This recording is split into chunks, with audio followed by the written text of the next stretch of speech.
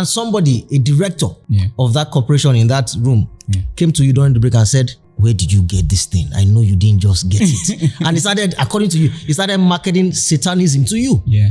Look, again, I know it's naive, but people actually do that. There are cults. I'm not a religious person, I'm not, let us fast, let us pray, let us climb mountain. I don't do any of those things. That's where I'm going. You don't do all that stuff, and you have this let's say, main one cable to God. It's fiber optic cable to God. Not everybody gets this. Is this a you and God thing, or is that a general thing that anybody can get? There's nowhere in the Bible where it says you should pray and do all those things before you succeed in business. It's just based on parable of the talents. So God demands productivity and accountability when it comes to capital. And if you don't understand that, you won't succeed in business. You said, I knew I was in trouble, but didn't know the extent of that trouble until I overheard my doctor praying for me. Early one morning. At 6 a.m. At 6 a.m. He didn't want to tell me the seriousness of the situation. I was hearing him shout to God. I said, oh God, I'm in trouble.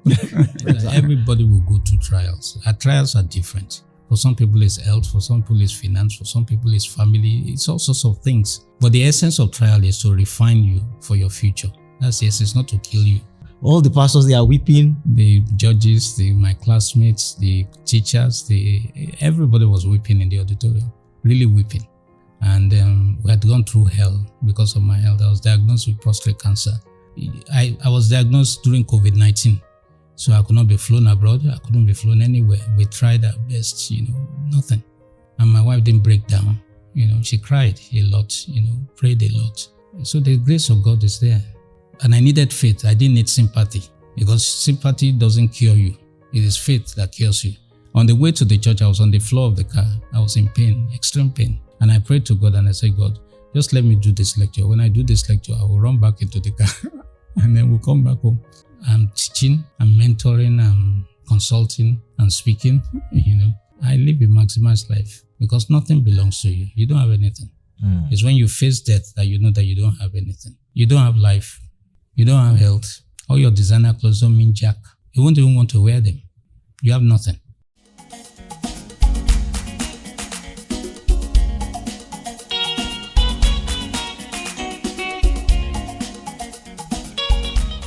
This show is supported by FinServ Pro. My number one, should be your number one tax consultant in the United States. If you're an Africa diaspora and who lives here in the States, taxes, sorting out your taxes should not even be a headache anymore. Just go to finserv.pro, www.finserv.pro. You will not, look, I won't tell you that you will look forward to taxes, but you won't believe just how seamless they're going to make the effort. From the moment I started with them, never had to worry about taxes again. finserv.pro. Visit them today. Thank you very much, FinServ Pro. So you know how people say something is a rare privilege, this is a rare privilege. This is a rare privilege. And it's rather, it's not ironic. It's just funny because this is actually one of my favorite people in the world, right? But getting him to sit is quite the miracle. That is the weight of his shadow. He's my favorite author for Life Matters in the world. His books are tattered and torn in my library because I keep going back. They're colored, highlighted, back and forth. He's just, he doesn't really like a lot of praise, but he's a cerebral person. And I don't give praise out easily. On this one, we speak to the autobiographer of his own biography. It's just amazing. Leke Alder wrote an autobiography. We had to talk about this. This at the moment is one of my favorite books in the world. Leke Alder by Leke Alder. Do you know how self-assured you have to be to title your book like that? This is the Teju Babyface Show Deep Dive.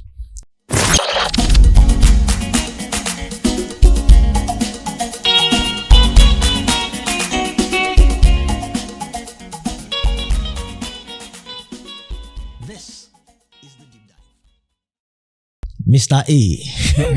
Thank you. What a warm introduction. you know now, so I mean, I didn't know you had written another book. I know that you had put pen to paper, right? So I brought Life as I See It, to you that, right. Yeah, Life as I, so let's talk about it, right? And you said, no, that's Life as I Saw It. There's a newer thing now. And then I just rushed through this in 48 hours. Wow. Well done, sir. Thank you. And thank you for having us in this palace. I'm not sure it's a palace. I know you know it's a palace now. Do you know I take pride from telling people when I'm driving that house, I know the owner of that house because we can see it from far. Mr. A, thank you very much for doing this. Thank you. So let's jump right into the book. You say that, you tell me all the time, you say it everywhere you speak that it's never your intention to be funny. No. You never mean to be funny. And yet in the first 10 pages of this book, I laughed more than I have done at some comedy shows. For example, if I wrote it down so I won't forget. You see, there is the CRS teacher, Christian religious, who pronounced human beings as human being. Please, could you say it again? Bless you, sir. I call it human being. Human being. It's not even that the man called it that is funny. It's that you took the pain to write it.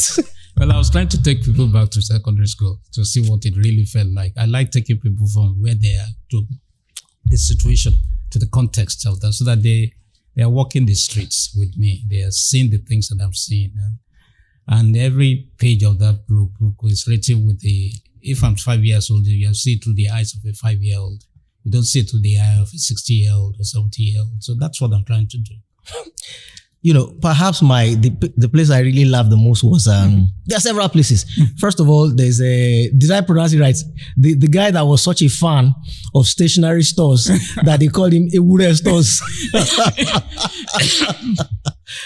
Bless you. A real character. Ewure Stores. My uncle used to take me to the stadium, so we'll see him running around the stadium. And then you have Radio Nepa. Radio Nepa backs the field and runs commentary on the football match. And then there was the incompetent music teacher who would blow rubbish on the trumpet and then ask you questions, and when you couldn't answer, you say Edakobo. Just rain knocks on his head. It didn't last 1 month or 2 months. It's just amazing. You had me laughing. Mm-hmm. And then there was the fridge. You said, for you to know the level for you to know how bad that fridge was. Has your fridge ever been worked on by? Was he a carpenter? Carpenter. A carpenter working on a fridge. The gas was leaking, so he had to put foam. It's just an awesome book. But look, let's jump right in. Quite a lot of things struck me. For example, I'd go to page 89.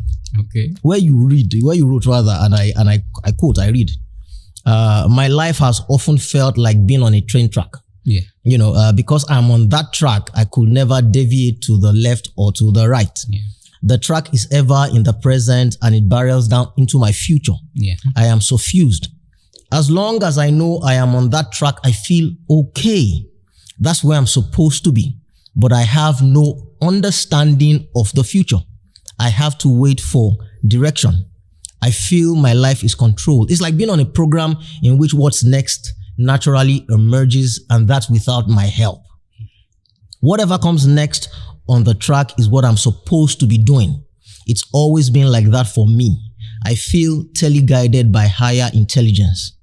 This is my first attempt at describing what it feels like, though I'm not sure I am making sense. I can only be a failure if I don't follow the program. Yeah. That's why I like reading you. Because to quote what you said in one of your books, and I'm going to try to quote offhand, this was in the Contemplative MBA, you said, the mechanistic notions of vision as favored by management consultants is of dubious value at best. Let me break that down. Is that all these set goals, long-term goal, medium, long-term, it doesn't track on the personal level. They're not organic. It only works in a corporation because a corporation is a synthetic entity. It's not really organic in that sense. So what every corporation does, a good corporation does, to move to humanize the organization. That's why you have things like ethics, culture, and all those kinds of things. But if it's a machine organization, all those things don't mean anything. Vision is actually on the inside of you. It's not what is written on the board or on the outside. If the people can't internalize the vision, there's no point. And about the track that I was talking about, it's just about trusting God for your program and not being envious of another person or watching another. You don't use a side mirror and you don't use a rear mirror. I just use a windscreen, and that's as long as God is taking care of me. What's my business with other people? I actually wrote that down, and I dug here that page. I was going to actually ask you about that. Done research on this. No, I read. I read this book in 48 hours now or less. This thing you were saying, I was going to ask you down the line, but it's on page 177. This thing about not comparing yourself to others. Here we are. You said, it was after you resigned from the law firm as a young man. You said, I had this timetable in my head. No one knew about the timetable. I was very much in a hurry. I felt I was behind schedule. As usual, I was racing against myself. In that mode, I am most unconcerned with the achievement of others. I just focus on my race. There's no room for comparative analysis, no room for envy. Envy is a base human instinct. I hate it. I consider it a sign of poor self-perception, the poor belief in oneself. It is a sign of insecurity, and it can be petty and vindictive. It can be dangerous too. Envy is one of those passions that can lead to death. Joseph was killed out of envy. Daniel was almost killed out of envy. Jesus was killed out of envy. So I'm very careful about envy. I don't want it to have any roots in me. I don't like people who are like that. I run from them because I've learned a lot in life. So envy is like cancer. Cancer points to death. Envy points to death. It's just that most people don't have the culmination of the end result. Thank God, because it develops, and it's hard to get rid of, like the Yoruba people say. I don't know how to say it. Ìlara kò ń tán bọ̀rọ̀.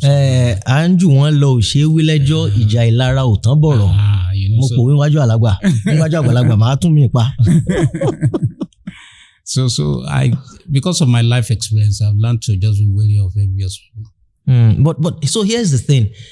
Is it that you've mastered it now, or you just don't feel it? Because I believe everybody feels envy. I still struggle with it. I tell people that my first reaction when I hear something good has happened for another person, especially somebody who now has what I want, is not joy for that person. I now have to talk to myself. No, I say, don't be like that. You can't have what the other person has. You can only have what you have. For example, if you meet someone who has a very beautiful woman, girlfriend, you can only have your beautiful girlfriend. You can't have his beautiful girlfriend. So, but there's a point at which you have contentment. As you go on in life, you realize a lot of things don't really matter. A lot of the impressions we are trying to make to people and buying this and buying that, they don't really matter. At my age, I'm not moved by many things. You learn to live contentedly. You learn to value life. You learn to value health. If you have 10 Mercedeses, but you don't have health, what's the point? So you grow up. I was going to say that. These seem to be lessons that come after suffering. They don't seem to be things that happen naturally because... thank God I shared them. Because there was nobody who I didn't have these kinds of books to read. When I started out, there was nobody who could advise me on what to do. So I'm innovating as I'm going along.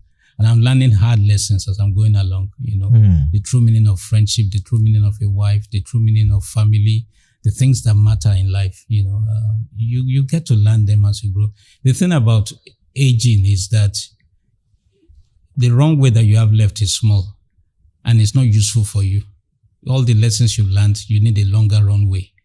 So it's best to just carry all the lessons you learned and share it with the next generation so that they don't make the mistakes that you have made. But then they won't listen. They never listen until they learn their own hard lessons, and then they think they will pass it on, and then the next generation too will not listen, and so on and so forth. It's human nature. We are deaf and dumb. It's human nature. But at least minimize the damage. For example, I would tell somebody, don't marry somebody who doesn't love you. And don't marry somebody who isn't your friend. Because it's friendship that sustains marriage. It's not sex. It's not any of the things that we think. But if you tell that to a young man, it's just, that girl is hot, but she's temperamental. oh, that guy is fantastic, but they beat you. You know well that is leading to as an adult, but it's hard to convince a young man that that's not the way to go. But I listen to you, right? Because I like the people that where it's weird in a sort of way where like we're dating buddies. Because it was at the time you were coming out of your first marriage, and I was looking to get married, and I was the beneficiary of all the lessons that you had to teach. I tell people that I credit two people mainly for, they say, you have such a wonderful wife. How did you manage to get the beauty and the brains together in one girl? In fact, they said that there are no more good girls out there. I'm like, well, it just didn't happen like that too. It's down to God through my father and Mr. Alder. I remember, which now brings me to the marriage issue. And again, I go to your book here. Look, in fact, you said this is page 210. Okay. Yes. This was when you were hospitalized. You were in the hospital. Well, mind you, some of the things you are reading there are 20 years old or 19 years old or at least 15 years old. Yeah, okay. I know. Yeah. Okay. So, but they are still pertinent. Oh, they are. Okay, yes. So this was you describing how you felt on the hospital bed. Yeah. You said, and this made me laugh again. This is you describing a macabre situation, and you had me laughing. You said, I knew I was in trouble, but didn't know the extent of that trouble until I overheard my doctor praying for me early one morning at 6 a.m. At 6 a.m. Your own doctor was praying for you. He's a doctor. He's a very good doctor, fantastic doctor. I remember our son was ill and nobody could diagnose what was wrong with him. It's like Dr. House, he's a mad doctor, he tries this, he's a scientist in thinking. So, and every time if you go to the hospital, even if you are dying, doctor, will tell you, Wakpa, Then doctor could stop saying, Wakpa. I knew I was in trouble. So he didn't want to tell me the seriousness of the situation. So he took on praying for me and he shouted so much at God that I was yelling because I had the hospital ward a room to myself. I was hearing him shout to God. I said, oh God, I'm in trouble. And so this was you, right? And this is what you wrote in this book. In those 3 months in the hospital, however, not once did my wife bring me a meal, even though she knew the hospital had no catering service. They didn't make food in the home. Yeah, I really don't want to make it about her or about her lapses or any of those things. Yeah. She's made her mistakes. I've made my mistakes. Yeah. The only reason I wrote about the experience is because I had to explain how I jumped from A to B. Yeah. Because when people see my wife now, it's like, oh, did you have a second marriage or something? Yes, a second marriage, but even my second marriage is 14 years old. So I really don't want to belabor the issue because I'm not trying to run her down. I'm not trying to make her look bad. It's just that I have to write my story. Yeah. And there were a lot of things that were said as to why I left the marriage, which are totally fallacious and ignorant and stupid, actually. So I just wanted to set the record straight. Yeah. Incidentally, I give the manuscripts to my children to read before we published. And until they okayed it, they removed some things, and they okayed it. That's when I published it. Yes, sir. Thank you. And I agree. It's not really about the marriage I want to talk. It's about your relationship with God as regards to how you went into it. Because, you heard God, and you did explain that in the book. But for the benefit of those who have not, because people get to a place sometimes like, but God, you said, because not only did you hear God, pastors, the late, God bless their soul, the late Pastor Taiwo and Bimbo Dukoya heard separately. Yeah, at the same time. That's what you were supposed to do. Yeah. And what you were supposed to do, you did, and it didn't work out. So at that point, you're asking, but God, you said. And because if you study scriptures, there's a difference between the beginning and the ending. So you see the scripture says that the end of a thing is better than the beginning, which means that the beginning and the ending can have variables. Okay, now in between the beginning and the ending is a time lapse. That time lapse is what happens in that time lapse that determines the ending. So you might begin very well and go crazy in the middle, and then you're going to have a different outcome. So once you understand that within God's physics, its physics structure, there's a beginning, there's an end. So for example, in the beginning, God created the heavens and the earth. When you get to the end, the book of Revelation, it tells you that's the end. So he separates the beginning from the ending. Adam didn't prosecute the beginning that God gave him. Something went wrong along the way. So the key is to guard your heart, and not be too, you just got to guard your heart against base instincts like envy, jealousy, all those kinds of things, hatred, malice. There are things I don't like around me, So the fact that God told you this does not mean that's going to be the end. There's a lot of things that happen in between, and that determines the end. And that change in the dynamics can be the actions of somebody else. Oh yes, the strong thing about marriage is that it takes two to make it, but it takes only one to scatter it. Sorry, Mr. Oda, please just say that again. It takes two to have a good marriage, but it takes only one person to scatter it. And you can't control another person's will. You see, that's the thing about marriage. That's why if you read the Bible, it's talking about submission. Both parties should be submitted to each other, and all this. I know that the Christian men often interpret the submission as women submit, but what the Bible actually says is that both parties should be submitted to each other. So where there's strong will, where there's all those things, it's going to destroy the marriage. Sorry, because men quote that all the time, that I'm supposed to love you and you're supposed to submit to me. No. It says men love your wives, wives submit to your... The man has the greater responsibility. The Bible actually says that both parties should submit to each other, because that's the only way it's going to work. And as a man, I'd rather that a woman gives things to me willingly rather than me trying to force her to do something. There's just something wrong with that structure. Yes, you're supposed to love your wife as Christ loved the church, which means you should be ready to give up your life for your wife. It's a tough theology, but Jesus has never been easy. So if you're going to start quoting this thing, then you must know what you're quoting, right? Yeah. See, there are different philosophies of marriage out there. Modern philosophy, postmodern philosophy, classical philosophy, biblical philosophy. It depends on the philosophy to which you subscribe. If you subscribe to traditional Yoruba philosophy, there's a way you live. The problem comes when you want to run a Christian marriage in a traditional sense. You're going to have clashes and difficulties, which was one of the things that we had. My ex-wife was 4 years older than me. Now that's a big cultural thing, but I was avant-garde, she was classical. So there was bound to be a clash. It's difficult to handle that age difference. Especially when that guy now begins to gallop forward at a very dangerous pace. To cope and deal with that, you have to be resolved in yourself. Mr. Aye, so I've heard all my life that the Bible, Paul said, Jesus said, if you divorce, you can never get married again. If you get married while the other person is alive, is adultery. I've heard that always said. Yeah, that was under the law. Please explain. Because Paul is New Testament. In the New Testament, mercy triumphs over works. Mercy triumphs over punishment. So the God of justice appeals to himself to become the God of mercy, because no other person can appeal to God. So, but you can't, if you don't have life, what marriage do you have? What's the essence of marriage? So if somebody is dying in a marriage, are you telling me there is a will of God for the person to die in a marriage? Say the man is beating the woman or the other way around, because that also happens. If somebody becomes depressed in a marriage, and I'm not talking about I feel sad, I'm talking about clinical depression. If somebody goes mental in a marriage, what are you keeping? Isn't it better to step out and have yourself? But there are different theologies that govern this, and depending on the church you go to. But at the end of the day, it's a matter between you and God, not you and other people.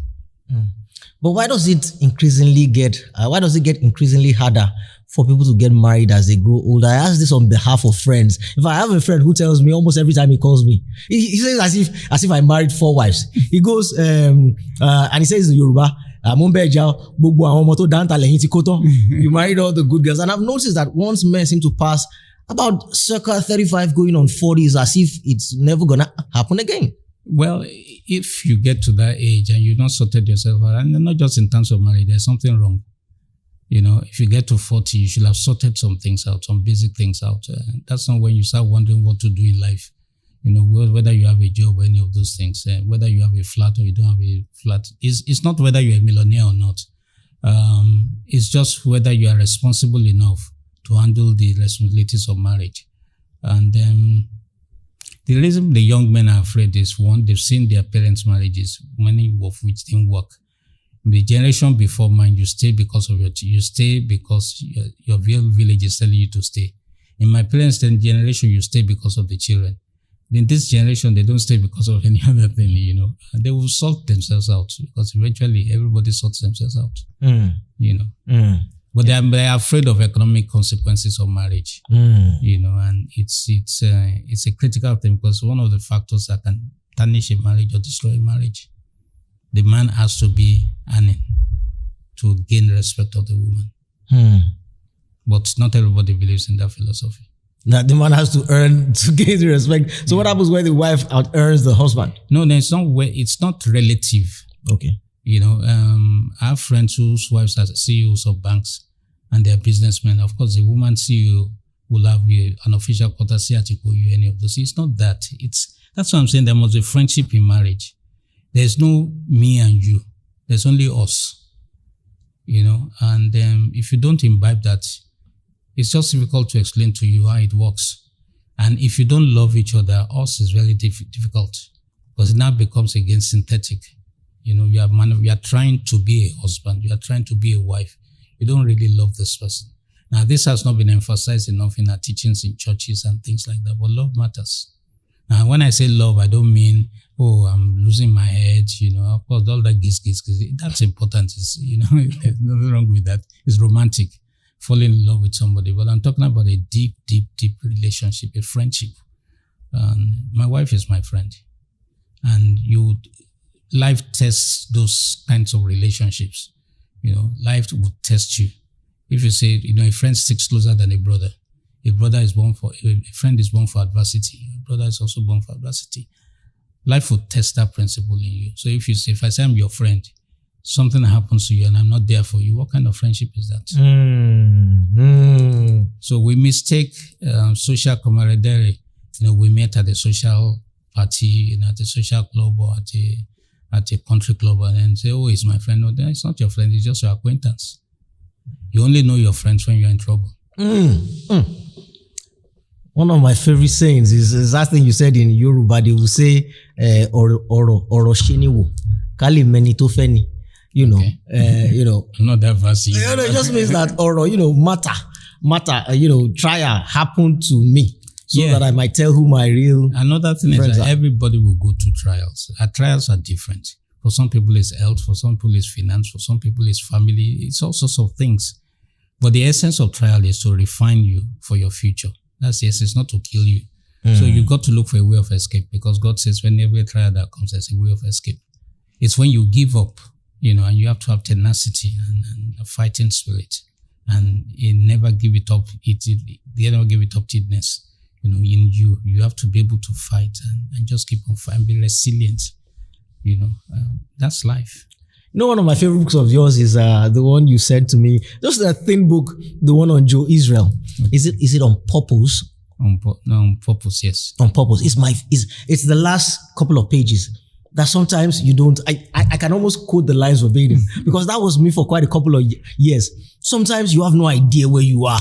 You don't know how far you've come. You don't know where you are. You don't know where you are going. Even when you get to your 60s, you still don't know where you are, where you're going. You still have to find your direction. That's one of the shocking things for me when I turned 60. That you still have to locate yourself within a map. And you still need a compass. And you still need God, no matter how successful you are. I wrote a line down. I'm not sure I have a question about this line. I just wanted to read it back to you. Okay. It was such a beautiful line that, I was just going to write it down and read it back to you. In fact, it was, I read this one and then I called you immediately and I said, we have to talk about this book. Okay. This I think is the line that spoke to me the most in this book. I think it's on page 179, just a few pages after the one I just read. Oh, this is a PhD on this. This is on this book. I just might. You said this was after you were trying to pursue your master's in international law and diplomacy. And you couldn't afford the school fees. Because I had said, when I finished university, I made up my mind that I will never collect a kobo from my parents again. That they've tried. I should go and sort myself out. So if I didn't have money, I didn't have money. So here you went. You said I didn't get accommodation on campus and the commute from home would be onerous. Yeah. I couldn't afford it. I had to be able to stay on campus. Admission was by ballot. Things ended rather mildly. I didn't get the admission. Now you said, since I was working on a schedule, that is for your life, I reached out for the next item on my agenda, marriage. This is somebody that couldn't pay school fees. Then you wrote, it seems illogical. especially given my inability to pay school fees. But somehow, I had faith for marriage. If you are incredulous, I am too. And this is the line I'm going for. This is the line in the book. The life of a flailing young man is devoid of logic. Yeah. That line. I was a young man very much in a hurry. For example, I wanted to do 2 master's degree during youth corps. I was just in a hurry, and I was afraid for my life and things like that, and then I went to school on scholarship. I've always been good at my academics and all that kind of thing. And then, but I had this program that within a certain number of years, I will have achieved certain things. And it's still that program, I know I have a program for my life, that God has a program for me. And so when the trying to go back to school failed, I just knew that I had to move on to the next item, and I had faith for the next item, But I don't believe that God wanted me to do those master's degree, and everything, because it's a waste actually, when you think about it. I was going in the wrong direction, so which was why it didn't come to pass, because, in a few years or a few months from there, I could have gone back, and a few years down the line, I could have gone to Harvard or any of those schools. But that wasn't what God wanted me to do. It's critical to be able to know your program and have your own map rather than watching what the next guy is doing, what the guy is not doing. But there comes a point in life where you don't have enough information, enough knowledge, enough wisdom, and you have to rely on the grace of God. That's when you flail around, So God blocked the master's degree, even though I tried. I think I applied twice or thrice or so, And each time I was taken, but if I was begged not to stop blocking people's chances. Yeah. When I was in university, I read law. When I was in university, I wanted to leave law to go to America to go and study design, because that was my interest. But it wasn't to be, there were many things. I had a girlfriend then. The parents loved me so much that they told her to go and wait for me in America. Because they thought that I was going to go to America, but I wasn't supposed to go to America, And so God guides you, You have to trust God. The journey is the journey, You have to trust God, the journey, And God creates a map and all that stuff, and we never know. We never know. What I read from that line is, when I read that line, I began to forgive myself because I've been hard on myself for a lot of the flailing around that I have done. No, that's trying natural. to figure it out. That's natural. There are 2 approaches. You can either go arithmetic, 2 + 2 = 4, 4 + 4 = 8, and that's okay. But if you want to walk by faith with God and you want to follow that program, it's never 2 + 2 = 4. It can be 2 + 2 = 16. 16 divided by 8, it's crazy mathematics, because God always wants you to trust Him. And when I look back over my life, I realize that it's been a journey of faith. It's not a journey of intelligence. It's not the journey of anything. It's just a journey of faith. And I'm still trying to trust that God. This thing with you and God, I want us to talk about it. Because you've done some crazy things, giving especially. Your first windfall as a young entrepreneur was 400,000 naira, which today is probably maybe what? Well, a Mercedes then was 76,000. So I'm thinking maybe it's 400 million now. Maybe. Yes. And you took it all and you gave it to God through the church, Mr. Alder. You have to understand where I'm coming from. I'm the young man that I came out of school and God told me to give out everything I had. So I had only 2 shirts, 2 trousers, and a pair of shoes. And the pair of shoes was so bad that when it's rainy season, it had holes under it. But I had to trust God that He told me to give out those things. So at this point in time, the first major giving that I did, I told God that if He prospers me, I'll give Him 400,000 naira, and then He prospered me. I got a contract of 400,000, a retainer of 400,000 naira, and I gave it out as I promised. And if you study the book, you're going to find some miraculous interventions in my life. Like there are some phenomena that you'll have noticed, like people prophesying in the office and things like that. A European man who doesn't understand English prophesying in fluent English in the office at a business meeting. And I've not seen the guy since, So there are things like that. But life is a walk with God or a walk without God. And the mainstay of my life, the person that has been there for me in trouble, out of trouble, has been God. I just know Him that way. That's important. Is it you and God, or is that available? I know the answer seems obvious. This is like a silly question out of course. No, the Bible says those who seek God diligently will find him and all that. But this your experience is not everybody's experience, and not for lack of their trying. They sleep on mountains, they fast every day of the year. Don't do all that stuff. That's where I'm going. You don't do all that stuff, and you have this let's say main one cable to God. It's fiber optic cable to God. Not everybody gets this. Is this a you and God thing, or is that a general thing that anybody can get? I think it's something that everybody can get. I think it's grace. For example, people tell me I'm very intelligent, but it's not. I know it's not because I study hard or any of those. In fact, when I was in university, I used to leave University of Ife to come to University of Lagos to attend medical lectures with my friend. Why? I was just bored. I didn't like law, When I went to study, I studied law under a different set of assumptions. And then the lecturers were not interesting. The first year was fantastic. We did sociology, philosophy, logic, Greek philosophy, English, literature, all those things. I mean, I scored A's. My sociology exam was so good that a 2-hour exam, I finished it in 10 minutes. And I forgot to write my exam number or name or something, And I was penalized 10 points, and I still made a B+. So first year was fantastic. But by the second year, it had become terrible for me, So I lost interest. I'd done an art exhibition, which was very successful, And looking back now, it was obvious the direction of my life. It's just I didn't know what to call it. There was nothing called brand management consultant in those days, So that's how you evolve. It's never clear, totally clear. You have to trust the person who is taking you on the journey. And I'm not a religious person, I'm not, let us fast, let us pray, let us climb mountain. I don't do any of those things. I don't, My wife always says to me that it's so easy for you, that other people have to go through certain experiences to hear what you hear. But I'm very clear on my relationship with God. It's just so real to me. It's too real to me. Now that you say it, I remember something you said to me once when all the furor about tithing or no tithing came up. And then you said, I never forget, you said that these people don't know God. They don't know the consuming fire part of God. It's all this, in fact, what you said was, quote you, all this daddy. That these people don't know God.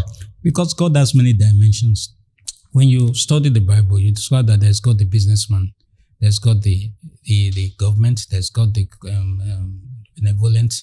So you have all these dimensions of God. So if I'm a businessman, the instruction in the Bible is not to pray with my capital, parable of the talents, because God demands accountability. So that's where the woman gets it right. He doesn't give credit, he doesn't do any of those things because God demands accountability. And the accountability that God says is that the profit margin should be at least the interest rate on the bank loan. That's a profit margin you should make. And then you take yours, it takes its own. However it takes it, and everything. It keeps on financing you. Now, if you play with your capital, you lose it. It will go to the man who has not played with his capital. Having nothing to do with whether you are praying or fasting or none of those things. If you like, pray, fast, do any of those things, you don't follow the protocol, you're going to be in trouble in business. That's just the way it is. But we see, so we confuse God the benevolent, the one who heals, who feeds us, who forgives us, all those things. We confuse him with God the businessman. And there are two different personalities. Then when you get to God the government, that's when you see the sovereignty of God, in which he can do anything, he can say anything. He can call a guilty man righteous, he can call a righteous man guilty. It is sovereign, you can't question him. People don't know that dimension of God, and that's a scary dimension. And you have God the judge. Now, you don't want to be on the wrong side of justice, So you have all that stuff, and people don't study their Bible technically. And the Bible is very technical. That this is some heavy stuff. Because people always wonder, I prayed, I tithe, I do this, but the money is going to the sinful man down the road. His business is prospering. But think about it. There's nowhere in the Bible where it says you should pray and do all those things before you succeed in business. It's just based on parable of the talents. God gives you capital according to your capabilities, assumed capital. He measures your capability and gives you capital according to. If you read that parable, all the guys performed according to the level of capital that was given unto them. But the guy who buried the talent, Jesus said that, why don't you just put my money in fixed deposit? and give me interest rate on the bank that the bank will give me. So God demands productivity and accountability when it comes to capital. And if you don't understand that, you won't succeed in business. Because everything God does is governed by rules and protocols and things like that. Everything is regulated by rules. Everything is digitized. Everything, your money, your blood, everything about life is digitized. And God is measuring all those things, He has all the supercomputers that are crunching numbers. And that's just the way it is. So if, for example, I run a business getting 1 million naira capital, and then out of benevolence, I say, okay, this sister, I'm feeling sorry for her, take $500,000 naira. You're going to be in trouble. Then you went to sow seed. Yeah, because it's not productive money. Now, you can take your own money, when you have sorted out God, you can take your money and give to the sister. There's nothing wrong with that. But you can't take business capital to do that kind of thing. It's not productive. And so you shouldn't have a sense of guilt because you didn't give half your capital to somebody you don't do that. That's just what is in the Bible. I know it's hard, but you can't change God. Okay. Shifting gears. Okay. I ask some questions sometimes, and I warn my guests that it will sound naive because it is assumed that one should know these things. But look, so occult powers really exist. People actually join cults to succeed in business. Because you described in the book how you were at some conference, some working conference where the problem was naughty, nobody could sort it out. All of you had been at it for almost entire days. That's right. And you just went to your room after a break and you came back with downloaded solutions. Yeah. And somebody, a director of that corporation in that room, came to you during the break and said, where did you get this thing? I know you didn't just get it. And he started, according to you, he started marketing Satanism to you. Yeah. Look, again, I know it's naive, but people actually do that. There are cults. Yeah, but we have different kinds of clients, and you have to respect their beliefs and their whatever, But it's not the first. I remember I went to see another client one day, and as I entered the office, or our office, she said, I don't know how to translate it in English, but I'm trying to quote her now, okay? Says, Nibola, one battle than die. Where were we when you were being created, when the creator was forming you? But you know that in Yoruba philosophy, Eleda is a big thing. It's a deep thing. Yes. But you experience certain things and it's okay. And she said she was sending transcendental messages to me, So you get all that. It's okay. It didn't walk in the park. But how does one deal with such a thing? Because I would just assume that fear will grip you in the moment. Why will I be afraid? They can't do anything to me. Yeah, because you said, in fact, what you said in the book was that, so I will now come, your own court, your own God could not solve the problem for you. I will leave the God who solves the problems for me. What happened was that I woke up that morning, I felt a tap on my body. It was at 6 a.m., a physical tap, and I got up and I was told to get on my knees. And as I got on my knees, I saw this Paul's missionary journey map, and I saw it morph into graphs and charts and all sorts of things. And I drew all the things and everything. And by the time I finished that equation, I had the answer. So it was that equation that I put on the board that the guy said, how did you solve it? Well, it was difficult, but we did it. And I'm saying, the thing is that we glamorize and glorify these things. They're supposed to be your normal experience. They're not anything extraordinary. You're supposed to be normal, It's, at least that's the life I live. It's just normal. It's just nothing out of the ordinary.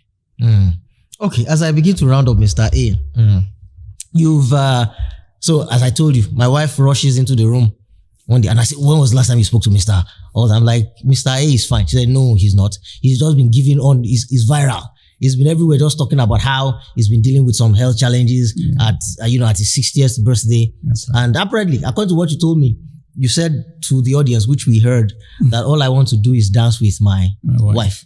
So you're dancing with her, but you don't know the microphone was on. And you're telling her that, look, I never wanted to bring you into all this stuff. And everybody's crying. It was a very emotional day. All the pastors, they are weeping. The judges, my classmates, the teachers, everybody was weeping in the auditorium. Really weeping. It was just an emotional thing. I married a very beautiful and very fantastic woman.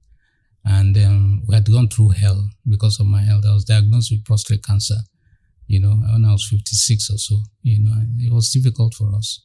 The treatment regime, the emotional toll, the psychological toll, it was everyone there. And for a year, we couldn't tell anybody because I didn't want noise. I just needed to focus my attention on getting well. And this woman has just been a rock. She was incredible, still incredible, And I felt bad that I put her through all those things, because she's a really kind woman and very wonderful. So on the stage, I was just telling her, I'm so sorry, baby, Not knowing the microphone was live. I didn't know. And she was telling me she loves me and all that stuff. And I burst out crying, and then she started crying, and everybody started crying. And then the cry went viral.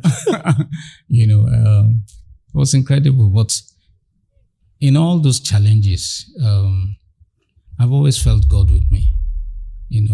I still face some challenges, but I've overcome, that's the Bible says. God is with you. You pass through the fire, is passing through the fire with you. You pass through the waters, is passing through the waters with you. Whatever you are passing through, God is there with you. He went with Joseph to prison, so God went to Leke prison because of one man, So I want to be close to that kind of person. He's terrifically loyal. He's there for you. He's faithful. Even when you don't know he's there, he's playing all these roles, behind the scene and everything, and you don't know. I was diagnosed during COVID-19, so I could not be flown abroad. I couldn't be flown anywhere. We tried our best, nothing. So I had to get well somehow, And the treatment regime was brutal. Cancer is a brutal disease. We don't tackle it with kids' gloves, And when you see cases, you are lucky. You are lucky. There are people who have to go to radiotherapy and chemotherapy and they're still not well. And these are expensive procedures, both emotionally and financially. And it takes a lot to be able to do it. And I went through all that stuff. And my wife didn't break down. She cried a lot, prayed a lot.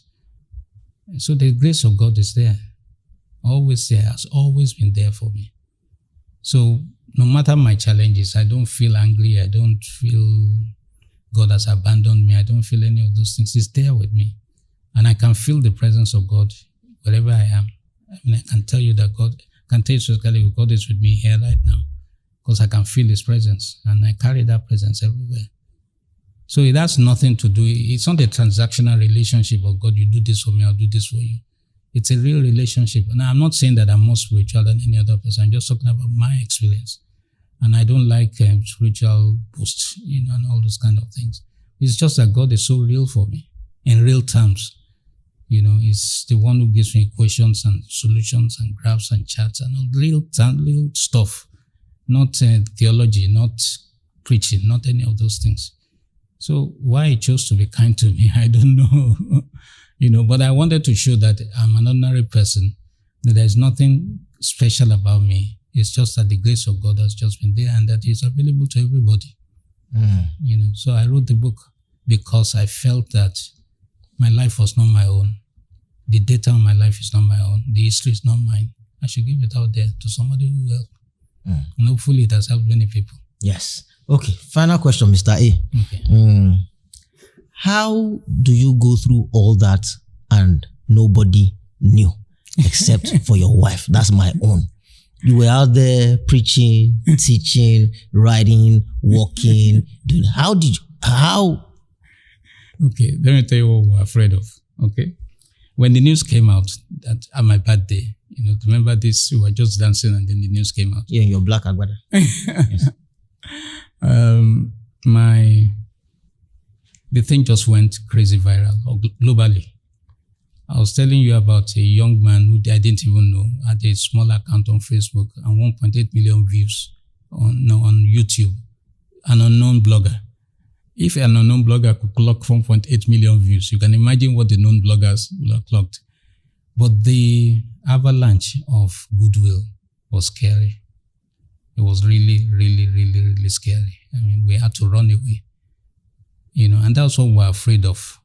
And if we will get caught up in attending to people and responding to people, and I'll not be able to concentrate on faith. And I needed faith. I didn't need sympathy, because sympathy doesn't cure you. It is faith that cures you. So we're just afraid. So we have to keep it to ourselves. But to keep it to ourselves, it means that I have to draw on extraordinary grace. Because, I remember a pastor came to see me, and I was teaching at one of the business seminars in the church. And he couldn't imagine that you mean you were going through all this and you still came to our church. I said, yes. On the way to the church, I was on the floor of the car. I was in pain, extreme pain. And I prayed to God and I said, God, just let me do this lecture. When I do this lecture, I will run back into the car and then we'll come back home, and everything. And all throughout the journey to the church, I was in extreme pain. I was on my knees, my daughter, my friend were, ministering to me and trying to comfort me and all that stuff. So I went to the pastor's office, slept on the floor for 15 minutes. The group got up from there. I went straight to that stage, spoke for 2 hours, finished, and then just dashed back to the car. So there's grace. It's real. It's not doxology. It's not the grace of our Lord Jesus Christ, the love of God, It's real. And when I went to God, when the thing gets too much for me and I go to God and He will tell me, my grace is sufficient for you. So grace has a sufficiency in everything, whether financial, whether emotional, whether spiritual, whatever it is, grace has that sufficiency.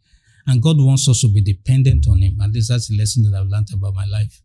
At every stage of my life, I have to be dependent on Him. I cannot be independent of God. Now, maybe because if He gives me that level of independence, I'm going to go crazy. I don't know. I don't know whether it's like that for everybody, but my life is a life of total dependence on God.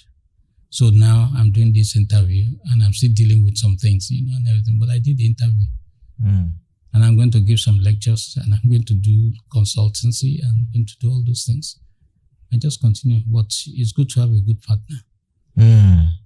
That's what you said when I came. You said, I'm tired, but let's do. And then this was what I said. I said, well, we can always reschedule. You can you remember what you answered? I can't. You said you won't find the time. So with all of this, your schedule is still crazy. Yes, I just finished writing book 2. There's book 2 now. Yeah, in which I deal with trials, and the cancer story and all those things. It's been reviewed by my friends now, just to give me a sense of how they feel about the book. I've written a book on branding, which is not published as well. The manuscript is on my table. I'm waiting for instruction. I'm teaching, I'm mentoring, I'm consulting, and speaking. I live a maximized life. And you get to the point in which you realize that I left law. I resigned from law because I said to myself that if I die right now and I don't use the talents that God has given me, that I'll be the man who is most regrettable in heaven. And so I just picked a piece of paper and resigned immediately. I didn't have any money, but I didn't want to get married in that profession. I was a good lawyer, actually. That's the funny thing, But if I got married in that profession, the need to sustain the marriage would keep me in a profession in which I was not happy. So I needed to get that. So I just resigned. And all I had on me was 17 naira 50 kobo. It was that 17 naira 50 kobo that God multiplied and multiplied and multiplied and multiplied. But through it all, you also learn maturity. You learn from trials. You learn from lessons. You learn how to give. Because nothing belongs to you. You don't have anything. It's when you face death that you know that you don't have anything. There's nothing. You don't have life. You have nothing. You don't have health. All your designer clothes don't mean jack. You won't even want to wear them. So I've learned a lot in the last. It's been a fantastic life, but it's also been a strong and sometimes difficult life. Okay, Mr. A, so where can people get this book? I got my autograph Leke Alder copy. But where can people pick it up? You can pick it up at lekealder.com. Okay. You should just go to lekealder.com. You'll get it there. Mr. A, thank you very much for doing this. Thank you. For allowing us into your our beautiful home and for doing this. Thank you. As the Yoruba people say, and I don't take it for granted. Thank you so much. All right, sir. I'm grateful. Thank you very much to Kehinde Onabanjo of Finesse Events, the owners of Whitestone Event Center on Billings Way, Oregun, Lagos. I'd also like to say thank you again to FinServe Pro. Remember, FinServe Pro, your number one tax solution as an Africa diasporan living in the United States. We'll see you on the next one.